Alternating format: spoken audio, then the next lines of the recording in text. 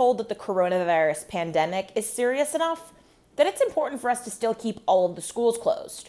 That's at least what the Biden administration is recommending. But apparently it's not serious enough for us to expedite an emergency approval of the AstraZeneca vaccine, nor is it important enough for us to even keep those vaccines for ourselves. This is one where Biden's coronavirus crisis and his immigration crisis have collided straight into each other. For background, the AstraZeneca vaccine, which is totally safe and used by all of our EU allies and has been consistently used by the United Kingdom, it can't technically apply for FDA approval based on the highly stringent requirements by our government. One would think that given the unprecedented pandemic, Biden would be able to rush through an approval based on our ally science recommendations. No, instead, we're sitting on millions of life-saving vaccines, and now we are going to ship them to Mexico. Why?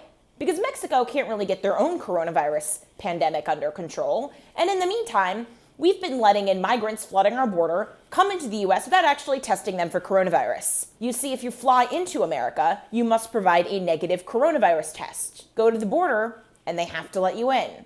Why?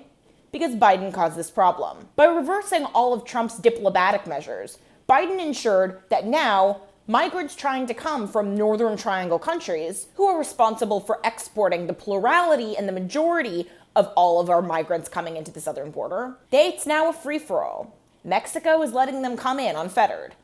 Biden, of course, is now realizing that, some of the things that Trump actually did were good, and is now trying to encourage Mexico to crack down on their internal immigration from the Northern Triangle coming up to America by, you guessed it, giving them vaccines. Precisely by giving them our vaccines that we could be using, but instead we're not. So think of it like this.